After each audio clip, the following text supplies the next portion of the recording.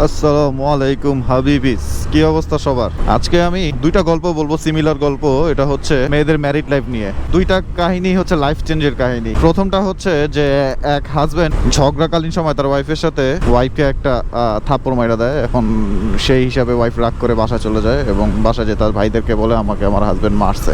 তখন তার ভাইরা কি করছে, রাগ করে ওই হাজবেন্ডকে যে আবার মারতে গেছে। আচ্ছা, মারার পরে ব্যাপারটা কি দাঁড়াইছে, হাজবেন্ড মেয়েটাকে ইমিডিয়েট ডিভোর্স দিয়ে দিছে। সো মেয়েটার লাইফ এখন সে ডিভোর্স ওয়াইফ। আর সেকেন্ড কাহিনী হচ্ছে সেম সিমিলার, এরকম রাগ ঝগড়া হয়েছে, হাজবেন্ড তার ওয়াইফকে মারছে। মারার পরে সে রাগ করে বাসা চলে গেছে এবং সেম তার ভাইয়েরা ওয়াইফকে জিজ্ঞেস করলো যে, মানে তাদের বোনকে জিজ্ঞেস করলো যে কি হয়েছে, এরকম মারছে। তখন তার ভাইরা বললো মারছে, ধরছে, যাই হয়েছে তুমি এখন যাও, আমরা এটা সমাধান করে দিচ্ছি। তখন ভাইরা যায় ওটা সমাধান করে দিল। এখন তারা এখনো ম্যারিড লাইফেই আছে এবং ভালো আছে।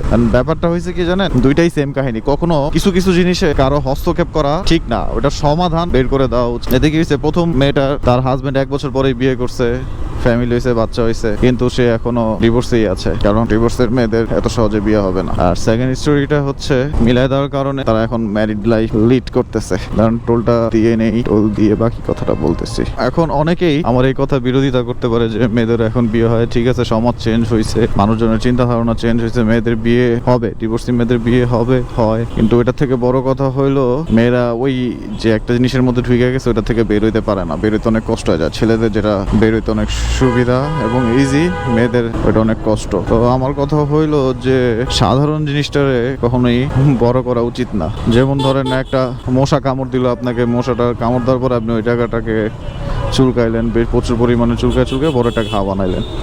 এতে ক্ষতি কিন্তু আপনার নিজেরই। তো এমন কিছু করা যাবে না যেটা চুলকায় ঘা বানানো হয়। যে জিনিসটা নর্মালি ঠিক হয়ে যাবে ওটা নর্মালি থাকতে দেন, অ্যাবনর্মাল করার কিছু নাই তো। আর কিছু কিছু পার্সোনাল ব্যাপার আছে যেটা নিজের মা বাবার সাথেও শেয়ার করা ঠিক না। তো ওগুলো পার্সোনালি রাখতে দেন, তাহলে কি হবে, আপনার লাইফ লিড করাটা অনেক ইজি হয়ে যাবে এবং অনেক সুন্দর হবে। আপনার আজকে আপনি ওইটা ব্লাস্ট করতেছেন, আপনার পার্সোনাল কথাটা সবাই ঠিক আছে অ্যাপ্রিসিয়েট করতেছে, আপনাকে সান্ত্বনা দিতেছে, কিন্তু কয়েকদিন পরে যারা সান্ত্বনা দিছে তারাই আপনাকে নিয়ে সমালোচনা করবে, হাসাহাসি করবে। এরা 100% সত্য।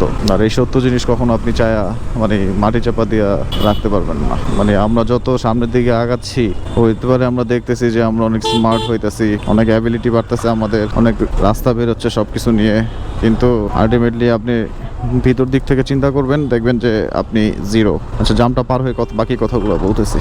ফার্স্ট অফ অল নিজের চিন্তা ধারণাকে চেঞ্জ করতে হবে। চিন্তা ধারণা যদি ব্যাকডেটেড থাকে এবং আপনিও যদি এর মধ্যে থাকেন, তাহলে আপনি কিভাবে আশা করেন অন্য কেউ আপনার জন্য ওই সেম জিনিস চিন্তা করবেন? আপনি যা করবেন তার বিপরীত পাবেন। চিন্তা ধারণা নিয়ে একটা মজার গল্পের কথা বলি। সেটা হচ্ছে এক টিচার ক্লাস নিচ্ছিল, হঠাৎ দেখে যে তার একটা স্টুডেন্ট অন্যমনস্ক হয়ে বসে আছে। ক্লাসটা ছিল গণিতের ক্লাস, অঙ্ক ক্লাস। ক্লাসের মধ্যে মনোযোগ আনার জন্য ওকে জিজ্ঞেস করলো, আচ্ছা একটা ডালে 3টা পাখি বসে আছে এবং তুমি একটাকে গুলি করে মারবে, মারার পরে কয়টা পাখি থাকে? তখন ছেলেটা বললো, স্যার ওইটার আওয়াজে, মানে ওই গুলির আওয়াজে সব পাখি উড়ে যাবে, তো কোনো পাখি থাকবে না, 0। আর স্যার বলতেছে তোমার চিন্তা ধারণা ভালো, কিন্তু এটার উত্তর হবে 2। তখন স্টুডেন্ট বললো, স্যার আমি আপনাকে একটা কোশ্চেন করি। বললো যে করো। ধরেন একটা আইসক্রিমের দোকানে একটা মেয়ে আইসক্রিম সাক করতেছে, আরেকটা মেয়ে আইসক্রিম লিক করতেছে, আর আরেকটা মেয়ে আইসক্রিম বাইট করতেছে। আপনি কোন মেয়েটাকে বিয়ে করবেন? স্যার অনেকক্ষণ চিন্তা ভাবনা করে বললো যে মেয়েটা আইসক্রিমটা সাক করতেছে আমি ওই মেয়েটাকেই বিয়ে করবো। তখন ছেলেটা বললো, স্যার আপনার উত্তরটা হয় নাই। এটার অ্যান্সার হবে যে মেয়েটার হাতে রিং নাই আপনি সেই মেয়েটাকেই বিয়ে করবেন। আপনার অ্যান্সার ঠিক হয় নাই, কিন্তু আপনার চিন্তা ধারণাটা, ব্যাপারটা হচ্ছে তুমি তোমার মাইন্ডসেট ঠিক করো, সব অটোমেটিক ঠিক হয়ে যাবে।